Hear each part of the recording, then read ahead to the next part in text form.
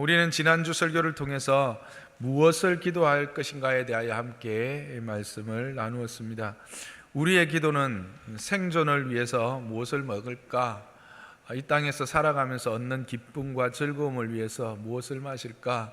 또 이 땅에 살아가는 삶의 가치를 위해서 무엇을 입을까만 구하는 자들이 아니라, 그것들을 먼저 우리의 우선순위에 두고 구하는 자들이 아니라 하나님의 나라와 하나님의 의로 다스려지는 그 나라를 위하여 간구하고 구하는 자들, 그렇게 가치 있는 삶, 그렇게 존귀한 자로 부르심을 받았다라고 하는 사실을 확인했습니다. 그와 같은 기도를 우리가 할 때 하나님은 우리의 생존을 책임져 주실 뿐만 아니라 우리에게 참된 기쁨과 참된 평안과 또 참된 가치를 허락하여 주신다라고 하는 것입니다. 그래서 우리를 정오의 해같이 높이셔서 우리를 영광되게 하실 뿐만 아니라 우리를 통해서 하나님께서 영광을 받으시는 그런 복된 존재를 삼으신다라고 하는 것이 지난주 우리가 함께 나누었던 말씀입니다.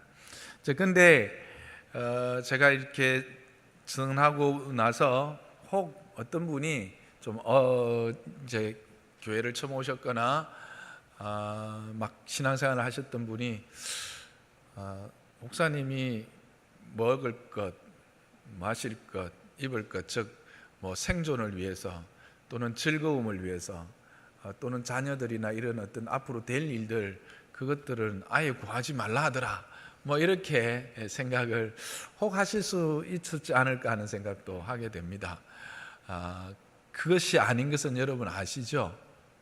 그것을 구할 때 그것이 무엇을 위한 생존인가, 우리의 영과 육이 이 땅에 생존해야 될 이유가 무엇인가, 바로 하나님의 나라와 의를 위한 생존이요, 또 우리의 즐거움과 우리의 기쁨이 이 땅의 것으로 즐거워하고 이 땅의 쾌락을 누리는 것으로 만족하는 그런 구함이 되어서는 안 되고, 하나님이 주시는 참된 기쁨과 즐거움을 위한 그런 구함이어야 할 뿐만 아니라, 우리의 가치라고 하는 것, 우리의 성취를 통해서 우리를 인정받고 우리의 가치가 확인되어지는 것이 땅에서 사람에 의해서 인정받는 것을 위한 구함이 아닌, 내가 하나님 앞에서 구하고 얻고 내가 내 마음에 생각을 주시고 그 생각대로 내가 기쁨으로 순종하여 행하여 얻는 모든 것들을 통해서 하나님이 영광을 받으시도록, 하나님을 중심으로 살고 하나님이 그의 삶의 첫 자리에 있는 사람의 삶이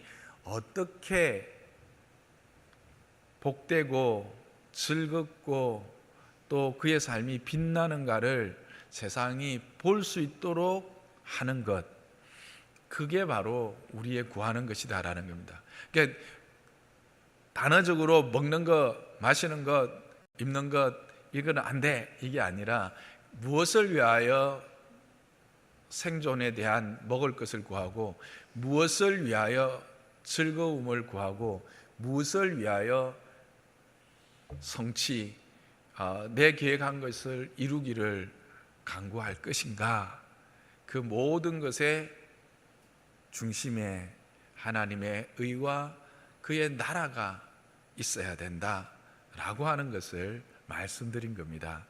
그러니까 여러분이, 하나님은 모든 것을 다 기도하라고 했습니다. 빌립보서 4장 6절 7절 보면 아무것도 염려하지 말고 모든 일에 다 기도와 간구로 너희 구할 것을 감사함으로 하나님께 아뢰라. 그래야하면 모든 지각에 뛰어난 하나님의 평강이 그리스도 예수 안에서 너의 마음과 생각을 지키시리라 말씀하셨어요. 그러니까 모든 것을 다 기도하는데 그 다 기도한 것에서 무엇이 중심이 되어야 되고, 그것이 구체적인 목적이 무엇을 위한 것인가를 알고 간구하고 구하고, 그리고 그 주시는 것으로 그렇게 살아가라, 그렇게 세상에 나타내라 라고 하는 말씀이었습니다. 그렇게 이해를 하시기를 바랍니다. 그래서 예수님께서도 그의 나라와 그의 의를 구하라고 말씀하시면 그렇게 구하는 자들에게 이 모든 것을 너에게 더할 것이다, 이어서 말씀을 하고 계셨습니다. 그것을 기억하시길 바랍니다. 오늘은 이제 함께 읽었던 이 본문의 말씀을 통하여서 어떻게 기도할 것인가, 기도의 태도에 대하여 함께 생각해 보기를 원합니다.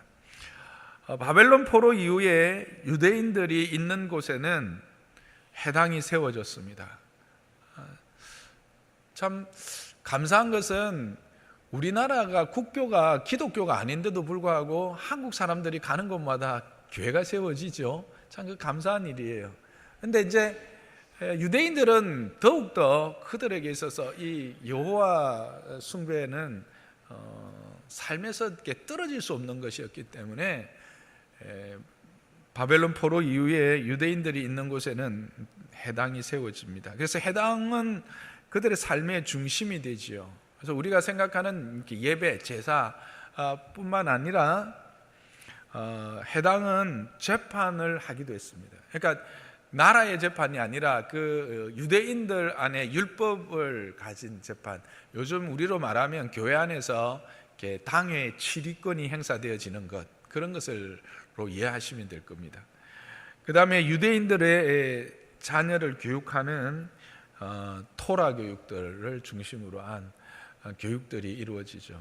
또 어른들도 구체적으로 요즘 우리가 성경을 공부하듯이 그런 공부가 일주일에 2회 정기적으로 있었습니다.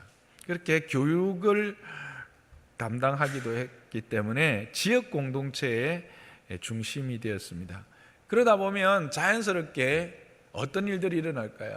사람들이 많이 왕래를 하겠죠.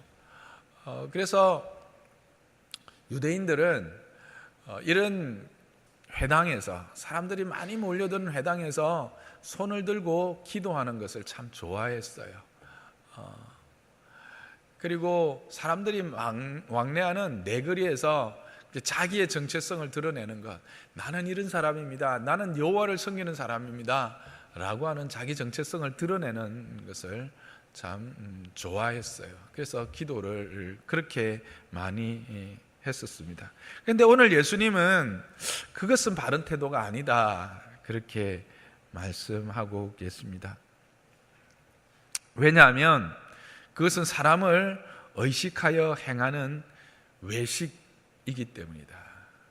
외식적 기도이기 때문에 그런 기도는 옳은 것이 아니다라고 하는 것입니다. 여러분, 우리는 지금 계속해서 기도에 대해서 배우고 있는데, 기도는 하나님과의 교통임을 배웠습니다. 그렇죠? 하나님께서 그 기쁘신 초청, 은혜로우신 초청, 축복된 초청을 우리에게 허락하여 주셨고, 우리는 그 기쁜 마음으로 그 축복의 초청 앞에, 그 은혜로운 초청 앞에 순종하여 나가서 내 힘과 내 능력으로는 내 생존이나 나의 참 즐거움이나 또 나의 삶의 가치를 스스로 일으킬 수 없는 존재입니다. 오직 하나님만이 나의 생존을 책임지시고 또 나의 기쁨과 나의 즐거움을 책임지시고 또 내가 원하는 모든 것들을 허락하실 수 있는 능력이 있으신, 그래서 나의 가치를 참으로 존귀케 하실 수 있는 분입니다 라고 생각하여 엎드려 그분 앞에 손드는 것, 항복하는 것, 그래서 하나님의 말씀과 나의 기도가 서로 이렇게 상호 소통하는 그런 자리, 사귐이 있는 자리, 그게 바로 기도다, 그렇게 이야기했습니다. 그런데 본문에 나오는 유대인들의 기도는 누구를 의식한 기도라고요? 사람을 의식하는 기도입니다. 거기에는 누가 빠집니까? 하나님이 빠져버렸습니다. 이런 기도는 하나님이 들으시지 않습니다. 그들의 기도는 또한 사람에게 인정받으려고 했던 종교적 행위였다라고 하는 것이죠. 그래서 그들은 이미 사람들로부터 받을 것을 다 받은 것이죠. 하나님으로부터 받을 것이 없는 것입니다. 그래서 이와 같이 사람들을 의식하고 사람들에게 인정받으려는 서기관과 바리새인들의 기도는 기도가 아니다, 쇼다 라고 말하는 것이 오늘 5절 말씀입니다. 그러면 오늘날 우리의 경우에 사람에게 보이려는 기도는 과연 어떤 행태일까? 어떤 모습일까? 교회에 와서 손을 들고 기도하는 것을 말할까? 사거리에서 손을 들고 기도하는 것일까? 직접적으로 1대1로 대비가 될 것인가 했을 때 아닌 것 같다라는 생각을 합니다. 먼저 유대인들은 하루에 3번 기도했습니다. 그렇죠? 근데 우리는 교회에 와서 하루에 3번 기도하는 거 어떻습니까? 우리는 안 해요. 아니, 못 해요. 안 하기도 하고 못 하기도 하고 둘 다 해요. 실제로 평일날 교회 이렇게 본당에 와서 예배당에 와서 기도하면 혼자예요. 오히려 골방이에요. 손을 들고 기도하든 엎드려 기도하든 하나님만 보셔요. 그러니까 이건 아닌 것 같아. 자, 내 거리에서 기도한다. 나는 하나님의 사람이다. 그래서 내 거리에서 이렇게 손을 들고 기도했다. 유대인들처럼 와, 믿음이 대단한 사람이네. 야, 정말 기도 열심히 하는 사람이네. 인정해주고 칭찬을 받을까요? 오히려 욕을 태백이로. 태백이라는 말이 이게 서울에도 있나요? 이게 표준어는 아닌 것 같기는 한데 어쨌든 욕을 바가지로 먹는 거죠. 그럼 이것도 아니에요. 그러면 오늘날 이 외식하는 기도가 우리의 삶엔 우리 2018년을 살아가는 우리의 이 믿음 생활에는 어떤 행태로 나타날까를 묵상해 보면 저는 기도하지 않는 것이 결국 그 당시 유대인들이 회당에서 손을 들고 기도하거나 사거리에서 기도하는 것과 동일한 것이다 라는 생각을 하게 됩니다. 왜 그렇게 생각하게 되었냐면 기도는 하나님과의 인격적 교제라고 했습니다. 그렇죠? 그래서 믿는 자는 하나님과 교통이 가장 소중한 가치라고 했어요. 그래서 그 예수 그리스도로 말미암아 허락되어진 새 생명을 하나님과의 교통을 통해서 확인하고 더 풍성히 누리는 것 아닙니까? 그래서 유대인들은 이 관계를 유지하며 누리는 수단으로 기도를 하고 있었습니까? 그렇지 않았습니다. 그들은 기도를 자기의 존재가치, 자기의 그냥 사람에게 인정받으려는 수단으로만 이용하고 있었다라는 것이죠. 자신의 의로움을 인정받으려고 하는 것으로만 사용하고 있었다라고 하는 것입니다. 그러면 오늘날 우리의 기도하지 않는 모습, 그것 또한 한편으로 뭡니까? 하나님이 배제되고 하나님이 중심에 없는 사람의 삶의 형태라는 겁니다. 이 사람들의 기도가 아닌 이유는 그들이 하나님에 의존하지 않고 하나님을 의식하지 않는 종교 행위만 했다라고 하는 사실 아닙니까? 그들에게 있어서 실질적으로 우리가 오늘 드리는 이 예배와 같은 예배 형태들이 있었을까요? 없었습니다. 그들은 그냥 안식일에 먹고 이렇게 마시는 이렇게 그런 안식일이라 하면 여러분들이 우리처럼 모여가지고 그들이 십계명을 읽고 막 그렇게 하는 것처럼 생각하는데 그게 아닙니다. 그들은 모여서 그냥 먹고 마시고 이렇게 모였다가 그렇게 헤어지는 것입니다. 그러니까 종교적인 행위가 그와 같은 이제 일정한 시간에 기도하는 거거든요. 우리는 종교적인 행위로 일요일이 되면 성경을 끼고, 요즘은 어떤 분은 성경을 아예 끼지도 않고 그냥 성경도 그냥 교회 1층 카페에다가 그냥 박아놓고 가시는 분들이 많기는 하더라마는 그러면 안 됩니다. 성경을 끼고 왔다 갔다 하거나 그냥 사람들 앞에서 내가 예수 믿는 사람이다 말하는 정도로 그친다라는 겁니다. 그들에게 실질적인 삶의 자리에서 하나님을 인정하면서 그 하나님과의 이런 교통, 하나님이 내 삶의 진정한 주인이십니다. 하나님이 내 삶을 인도하시는 분이시요 내 삶의 모든 것 되십니다 라고 하는, 그리고 주님이 내게 말씀하셨으니 내가 이렇게 살아봤습니다. 근데 이렇게 하니까 참 힘이 듭니다. 살기가 어렵네요. 하나님 이런 때는 이런 지혜 주셔야 되겠습니다. 이럴 때는 그 사람을 감동시킬 말을 내 입에 주셔야겠습니다. 이렇게 살 때는 내가 능력이 있어야 되겠습니다 라고 말하면서 사는 이런 기도가 없다라는 거예요. 그러니까 결국은 우리는 기도하지 않는다라는 것은 바로 종교적인 행위로서 회당이나 사거리에서 손을 드는 것과 같이, 우리가 일요일 날 와서 그냥 종교적인 행위로 여기에 앉았다가 말씀 듣고 그냥 마음의 평안을 조금 누리고 사람들에게도 보였고 목사님하고 눈도장도 찍었고 뭐 다락방 순장님도 받고 그러고 가는 것과 다르지 않다라는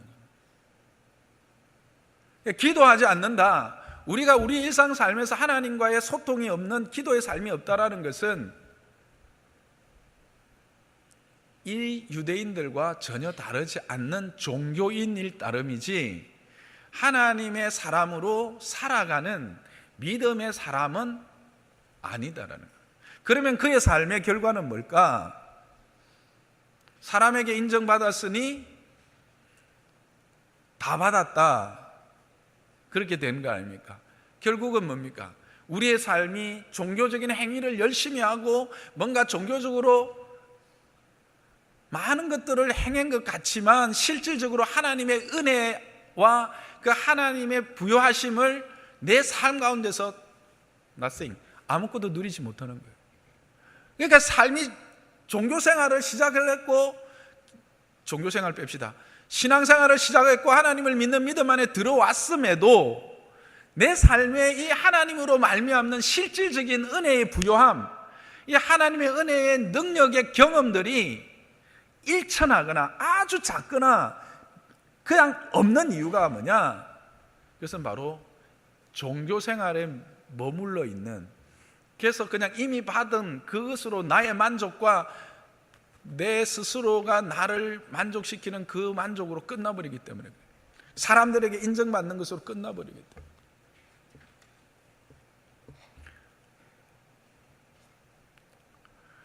그리고 우리가 기도하지 않는 이유가 뭐예요? 하나님에 대한 신뢰가 없다는 증거 아닙니까? 아니, 신뢰가 있다 할지라도 그 신뢰는 뭐예요? 나중에 신뢰하는 거죠. 기도하지 않는 것은 내가 무슨 문제가 있으면 이 문제 정도는 내 힘으로, 내 능력으로 해결할 수 있다라는 거 아닙니까? 아니면 이 정도 문제는 내가 아버지한테, 내 부모님한테, 아니면 은행에 부탁하고 이용하면 해결할 수 있다는 거 아닙니까? 의사한테 가면 해결할 수 있다는 거 아닙니까?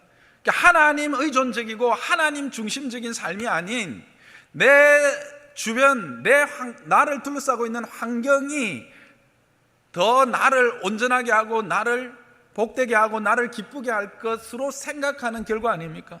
그래서 기도하지 않는 거잖아요. 우리가 함께 기도하자, 수요 예배 또 주일 예배들 우리가 와서 예배하지 않고 기도하지 않는 이유가 뭐예요? 그보다 더 급한 일이 생겼다는 거 아닙니까? 내가 지금 기도하기로 하나님과 작정하고 했지만 그 모임에 가는 것이 내 생존에 더 중요하고, 그 모임에 그 사람을 만나는 것이, 그 갑자기 연락 온 그 사람과 함께 시간을 보내는 것이 내 가치를 더 높이고, 그 모임에 참여하는 것이 내 기쁨이 하나님 안에서 누리는 기쁨보다 더 크다라고 하는, 그리고 크게 내게 허락하여 줄 것이다라고 하는 것 때문에 나는 기도하는 시간보다 그 모임에, 그 사람과의 만남에, 그 일에 집중하는 거 아닙니까? 결국 결론이 뭡니까? 기도하지 않는다라는 것은 바로 사람을 의식하는 외식의 종교인일 수밖에 없다라고 하는 사실이에요.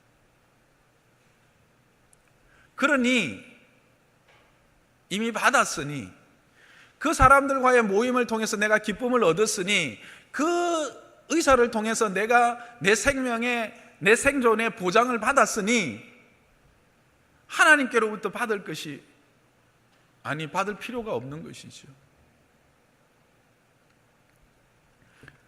저는 이것이 오늘날 그냥 교회 와서 손 크게 들고 어떤 사람들이 저 봐라 막 기도하는데 뭐 저렇게 손 크게 들고 기도할 거 있나, 그런 걸 말하는 게 아니에요. 이것은 그의 중심에 어디에 있는 가, 조금 이따 골방에 기도할 때 이야기를 하겠지만, 외식한다라고 하는 것은 하나님을 의존하지 않고 하나님을 의식하지 않고 그의 삶에 하나님보다 사람을 더 의식하고 사람을 의존하고 사람에게 자기를 의탁한다라고 하는 의미입니다. 그런 기도는 기도가 아니다라는 거예요. 그리고 그런 기도로는 아무것도 얻을 수 없다라고 하는 사실을 말씀하고 있는 것입니다. 우리의 태도는요? 그렇다면 골방에서 문을 닫고 기도하라, 그렇게 예수님이 말씀하십니다. 이 골방에서 문을 닫고 기도하라는 것도 문자적으로 해석하면, 그러면 목사님 밀폐된 공간으로 사람이 없는 곳으로 들어가라는 말씀입니까? 그런 의미가 아니죠. 그런 의미를 포함할 때도 있습니다. 핵심이 뭡니까? 골방에 왜 갑니까? 방해를 받지 않지요. 집중할 수 있지요. 즉 하나님과의 친밀한 관계를 가질 수 있는 곳에서 하나님께 집중하라는 것이 바로 골방으로 들어가라고 하는 것의 핵심입니다. 하나님께 집중하는데 방해받지 않는 곳에서 기도하라는 것입니다. 골방에서 기도하는 것은 사람을 의식하게 되는 내 마음을 걸어 잠그고 하나님께 시선을 집중하라는 것입니다. 때로는 환경이 방해될 때라도 하나님과의 1대1의 관계에 집중하여 기도하라고 하는 말씀입니다.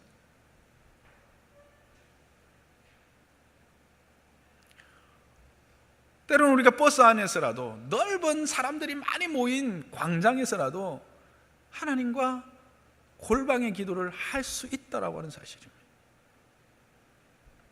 그 넓은 광장에 모인 사람들로 보고 안타까운 마음에 하나님께서 내 마음에 주신다면, 내가 그 사람들 사이를 걸으면서 한 사람을 위해서 하나님 이 영혼도 내가 만난 이 예수님으로 말미암는 누리는 기쁨을 누리기를 소망합니다. 이곳에 모인 아직 예수 그리스도를 알지 못하는 이들의 심령의 부르짖음을 내가 듣는데 주님, 이곳에서도 하나님의 은혜가 있게 하여 주옵소서. 그렇게 기도한다면 그 길은 골방인 것입니다. 그러나 아무리 5겹 4겹 땅굴을 100m 밑으로 파고 들어가고 혼자 기도한다고 해도 이런저런 세상의 잡념 가운데 마음을 다 빼앗겨버리고 하나님은 전혀 의식되지 않는 상태에서 중얼거리고 그리고 탄식하고 나온다면 그는 골방이 될 수가 없는 것입니다. 그래서 어떤 이들은 이 말씀을 가지고 합심하여 기도하는 것을 이상하게 생각하고, 또 하나님께서 때로는 마음에 감동을 주셔서 정말 찬양 가운데 기도 가운데 그렇게 하늘을 향해서 손을 들고 기도하거나 때는 가슴을 치면서 울부짖는 그 사람들을 보고 함부로 판단하는 이들이 있는데, 그것을 이야기하는 것이 아닙니다. 특히 합심하여 기도하는 것들을 우리는 생각해 볼 필요가 있습니다.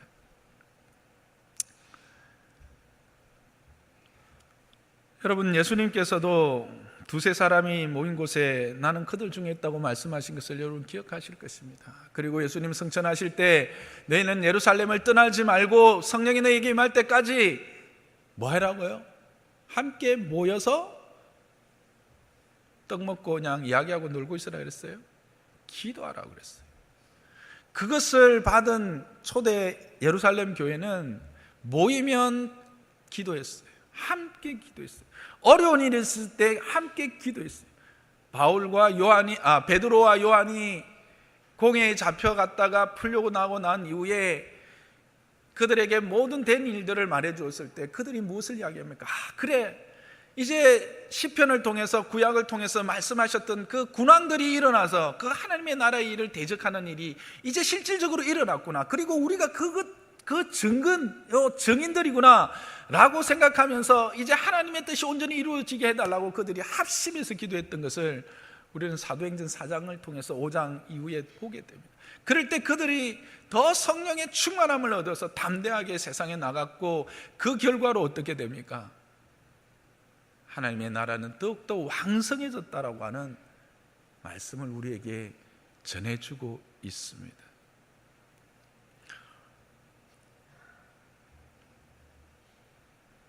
오히려 혼자 기도하다 보면 지치거나 침체될 때가 있습니다. 이때 공동체와 함께 연합하여 기도하면 힘을 얻게 됩니다. 이게 영적인 일이라서요, 시너지가 있어요. 같이 기도하다 보면 내가 기도할 힘이 없는데 옆에서 기도를 하면 그 기도의 힘이 내게 은혜가 되어서 함께 하나님 앞에 나아갈 수 있는 힘이 생기고 담력이 생기고, 그렇게 능력이 누려지는 거예요. 그래서 골방 기도라는 것은 혼자 그냥 기도하라는 것이 아니라 하나님께 집중하라는 것입니다. 사람을 의식하지 않고 하나님께 집중하여 기도하라, 하나님을 의존하여 기도하라, 하나님께 너희 모든 것을 의탁하는 기도를 하라 라고 하는 말씀인 것을 여러분 기억하시기 바랍니다. 그러므로 골방으로 들어가라는 말씀은 공간적인 개념이 아닌 하나님과의 친밀한 은혜의 소통이 가능하고 사귐에 집중할 수 있는 환경 속으로 들어가라 라고 하는 말씀인 것을 기억하시기 바랍니다. 이어서 7절 이하에 이렇게 말씀하십니다. 또 기도할 때에 이방인과 같이 중언부언하지 말라. 그들은 말을 많이 하여야 들으실 줄을 생각하느니라 말씀합니다. 중언부언하지 말라. 중언부언이 뭐죠? 뜻없이 거저 늘어놓는 말입니다. 여러분, 기도는 영적인 일입니다. 기도는 성령의 도우심으로 하나님께 구하는 것이죠. 영적 긴장감 없이 늘어놓는 기도는 다 중언부언이라 할 수 있습니다. 아무리 화려한 말을, 아무리 그 상황에 적합한 단어를 선택한다 할지라도 성령을 의지하지 않고 영적인 긴장감이 없이 늘어놓는 말은 기도일 수가 없습니다. 기도는 성령의 인도하심과 감동을 따라 해야 한다라고 하는 것입니다. 그럼에도 가장 우리가 쉽게 이렇게 발견하게 되는 중언부언의 기도는 반복이죠. 말의 반복, 되풀이입니다. 기도를 너무 이렇게 습관이라는 게 좋은 습관인데 나쁜 습관을 따라서 그냥 입에 발린 말을 그냥 뱉어버리는 거로 생각할 때가 있습니다. 언제 제일 그렇죠? 식사기도 때. 저도 그래요. 고개 쿡 숙여 하나님 아버지 감사합니다. 이게 식사기도가 입에 붙어갖고 어떨 때는 교회 와서 기도하는데도 콕 숙여가지고 하나님 아버지 오늘도 아차 이게 식사기도 아니지. 저만 그러죠? 그죠? 여러분은 안 그러시죠? 입에 발린 말, 영적 긴장감이 없이 내뱉는 말이, 이건 중언부언하는, 이런 기도의 태도는 안 좋다는 거죠. 하나님 그렇게 해서는 안 된다는 겁니다. 말을 길게 해야만 된다고 생각하는 것도 아닙니다. 그렇다고 해서 어떤 이들은 짧고 굵게 하나님 땡큐 뭐 이렇게 한다는데, 그것도 당연히 중언부언입니다. 이건 길고 짧음의 문제가 아닙니다. 앞에서 말했던 것처럼 무성의함이죠. 성령에 의지하는 그 기도가 아니에요. 성령으로 말미암는 영적 긴장 가운데 하나님 앞에 있다. 이 기도는 내가 하나님과 대면하는 거예요. 그렇죠. 하나님과 대면한다라고 하는 이 영적 긴장감 앞에 있으면 그렇게 할 수가 없는 거죠. 우리의 대부분의 기도는 이 영적 긴장감, 하나님과 대면하고 있다라고 하는 사실을 우리는 너무 많이 잊어버려요.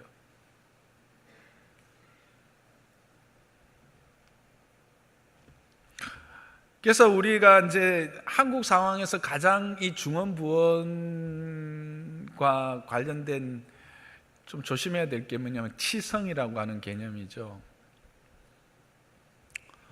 내 정성과 이 기도의 경계입니다. 바른 기도의 경계입니다. 우리가 여기서 이제 간절함과 절박함과 이 한국적 치성의 개념을 혼돈할 때가 많이 있어요. 이 경계가 실제로 좀 모호하긴 해요. 그래서 여러분에게 다시 한번 정확하게 좀 말씀을 드리고 싶어요. 우리는 이제 겨울에 막 찬물로 목욕 재개하고 100일 동안 이렇게 기도하면 하나님이 그 기도를 드리는 나의 정성을 보고 기도에 응답하실 것이다, 그렇게 생각합니다. 이거는 뭐예요? 중언부언이에요. 그거는 100일을 하든 1000일을 하든 하루를 하든 10초를 하든 중언부언이에요. 기도 응답의 근거가 내게 있으면 그거는 치성이에요. 그거는 간절함이 아니에요. 기도의 응답의 근거가 나를 향한 하나님의 사랑, 나를 긍휼히 여기고 내 모든 형편을 아시고 내 모든 것을 위하여 좋은 것 주시기 원하시는 아버지 앞에 있다라고 하는 생각으로 그 아버지 앞에 간절함과 절박함, 내가 지금 가지고 있는 이 형편과 내가 가지고 있는 이 문제들에 대하여 해답은 오직 하나님, 당신, 하나님 아버지 당신 혼자만, 당신만이 오직 그것에 해결하실 분입니다. 그래서 그분 앞에 10일이고 100일이고 아니면 1년이고 10년이고 하나님 나라 갈 때까지 그 문제 하나를 두고, 그것이 어떤 이는 조국의 통일일 수 있고 그 어떤 이는 나의 가족의 구원일 수 있고 그 어떤 이는 그런 것들이 어떤 우리가 생각하는 거대 담론일 수도 있을 것이고 자기의 사소한 어떤 문제일 수도 있겠지만, 그 문제의 궁극적인 해결과 그 답은 오직 하나님께, 당신께만 있습니다라고 생각하고 엎드리고 간절하고 절박하게 엎드리는 것은 기도고 절박함이지만, 그것이 내가 행하는 이 100일, 1000일 나가 아니 뭐 목욕제계, 그것도 얼음 깨고 하는 목욕제계, 나의 이 열심, 나의 이 정성이 기도의 응답 조건이요 응답의 이유라고 생각하면 다 꽝인 겁니다. 그게 바로 중언부언이라는 겁니다. 이거를 여러분 잘 구분하셔야 돼요. 이게 참 그리스도인들에게서도 이게 잘 구분이 안 돼요. 그래서 어떤 이들은 이쪽을 쫙 강조하다가 보면 정말 하나님 앞에서 절박함과 긴박함을 가지고 간절한 소망을 가지고 기도하는 것들을 무시해버리기도 하고, 이거를 자꾸 강조하다 보면 하나님은 어디 간 데 없고 내 기도에 어떤 의만 나타나서 자꾸 막 거기 있는 이제 막 의인들만, 하나님이 인정하는 의인이 아니라 스스로 인정하는 의인들만 버글버글 해가지고 서로 막 그렇게 되는 집단이 될 수가 있는 거예요. 이게 여러분 꼭 기억하십시오. 우리는 기도에 힘써야 합니다. 기도는 힘써야 하는 겁니다. 그냥 긴장감 없이 그냥 와서 그냥 교회 왔으니까 그래 하나님 아버지, 이게 아닙니다. 기도는 하나님 앞에 있는 것입니다. 여러분, 내가 하나님 앞에 있다고 생각해 보십시오. 여러분 안 떨리겠습니까?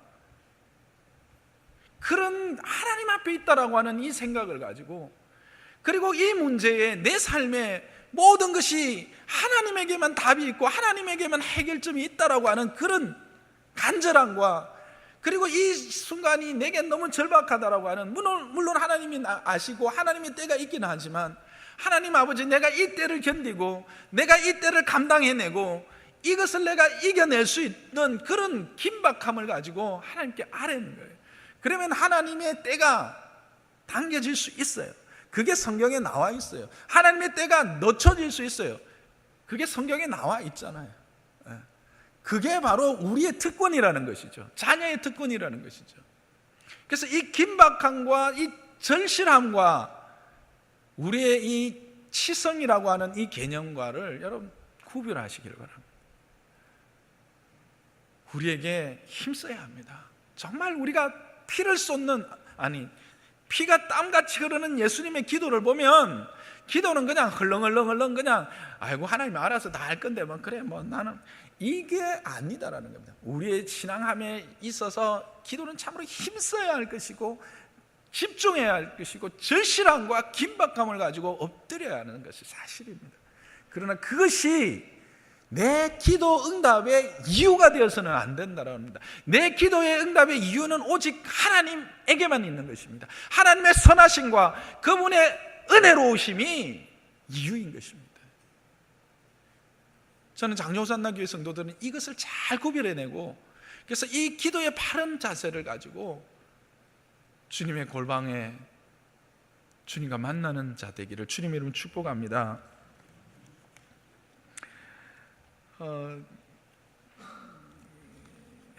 그래서 이런 설교를 듣고 나면 또 어떻습니까? 참 정말 기도를 좀 그렇게 해야지, 또 하나님 나라와 의를 위한 기도를 그런 정말 하나님이 원하시는 기도를 좀 해봐야지 하는데, 실질적으로는 어떻습니까? 며칠 하다가 해봐도 뭐 내 삶에 특별한 어떤 뭐 변화가 나타나는 것도 아니고, 내가 어떤 뭐 특별한 뭐를 누리는 것 같지도 않고 하다 보면 스멀스멀 그냥 옛 상태로 돌아갑니다. 그러나 여러분, 이것은 우리가 영적으로 도태되거나 죽어가는 모습입니다. 여러분, 우리가 잘 알지요?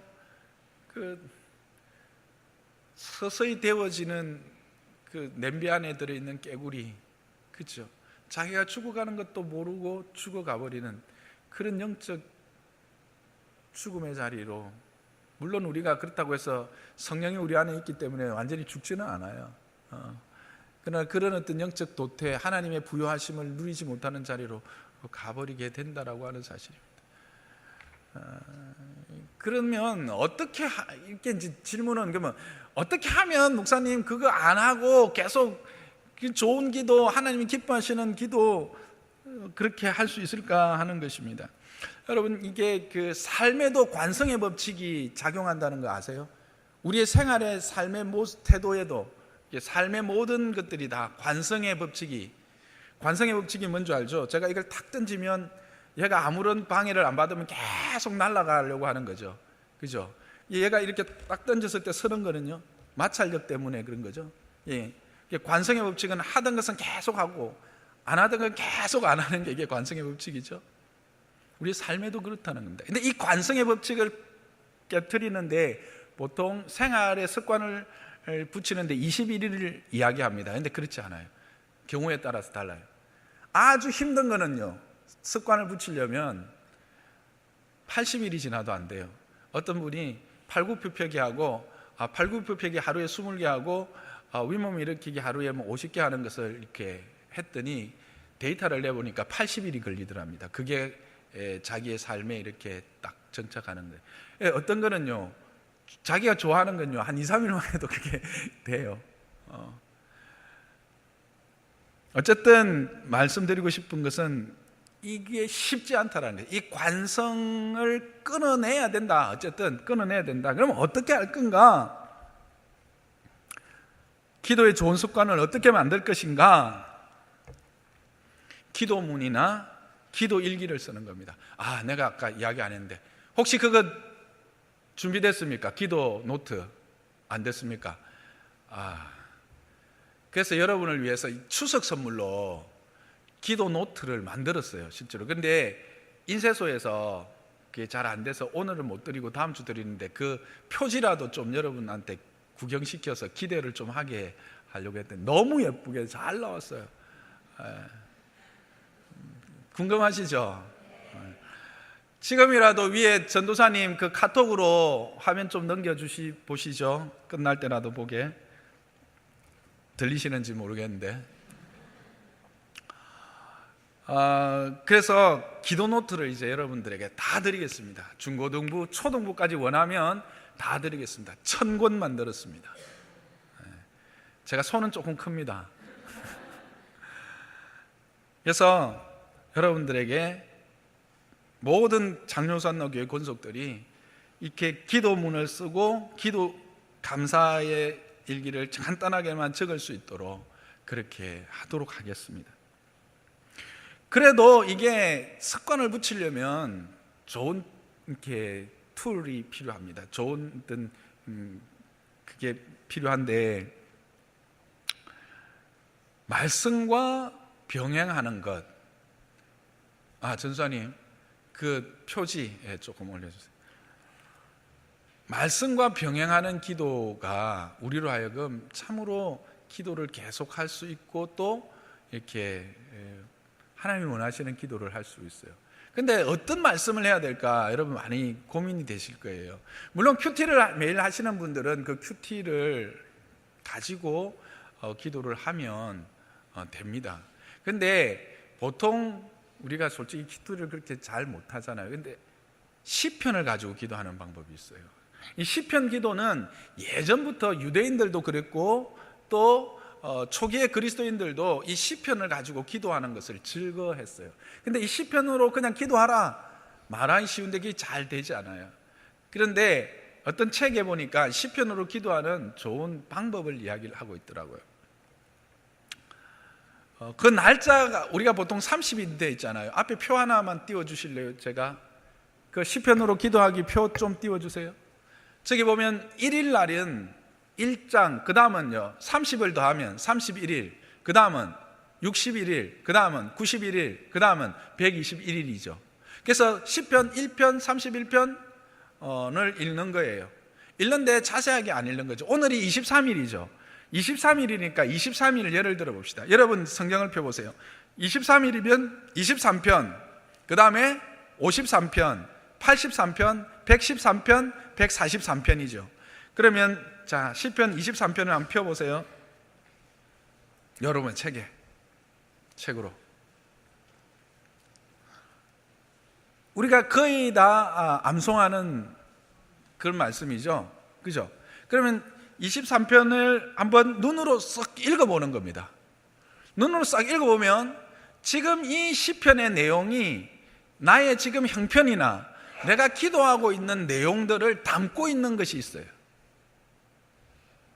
자, 그 다음에 몇 편이라고요? 53편. 자, 53편을 또 갑니다.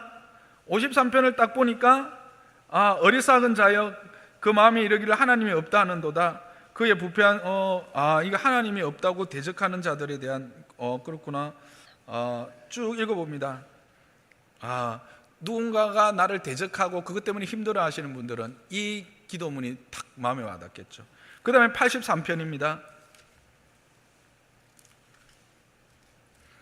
83편 하나님이여 침묵하지 마소서, 하나님이여 잠잠하지 마소서, 조용하지 마소서. 이거는 뭔가 급한 일이 생겼구나. 하나님의 침묵, 그리고 내 삶에도 하나님이 왜 이렇게 기도에 침묵하실까, 뭐 이런 것들이죠. 딱 와닿을 수 있겠죠. 그런데 주변에 이제 일어나는 일들이 그렇구나. 또 113편 갑니다. 113편 가니까 할렐루야, 이거는 찬양시구나. 그런 게 나옵니다. 그러면 쭉 읽어보고 그렇구나. 143편 내 기도를 들으시며 내 간구를 기울이 주의 응답하소서. 하나님의 응답에 대한 기도구나. 또 이렇게 쭉 옵니다. 자, 여러분 대충 이렇게 흩어본 이 5편의 기도 중에서 여러분의 마음에 지금 가장 와닿는 시편이 뭐예요? 보통 23편이 가장 와닿겠죠, 그죠? 그럼 23편으로 기도를 하는 거예요. 그럼 어떻게 기도하는가? 목사님, 그러면 여호와는 나의 목자시니 내게 부족하면 그냥 읽는 겁니까? 그게 아니죠. 이것을 자기의 말로 바꿉니다. 어떻게 바꿉니까?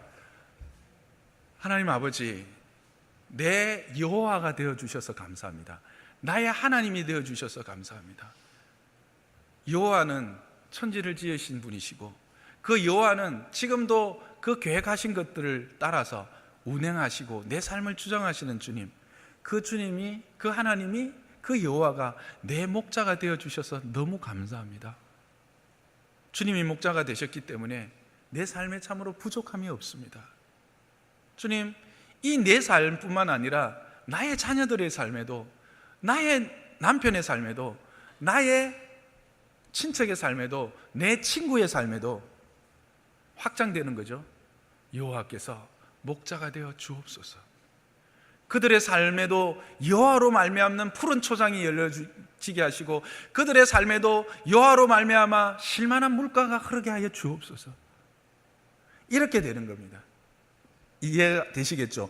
이러면 이 기도가 끊임없이 나올 수 있겠죠. 얼마만큼 나올까요? 하나님을 아는 만큼, 내 안에 하나님의 말씀이 있는 만큼 이 기도는 풍성해집니다. 그래서 이 기도는 마지막에 어떻게 끝납니까? 내 인생, 내 평생의 선하심과 인자하심이 나를 따라서 여호와의 집에 영원히 사는 것까지, 이제 하나님의 나라까지 가게 되어지는 거예요.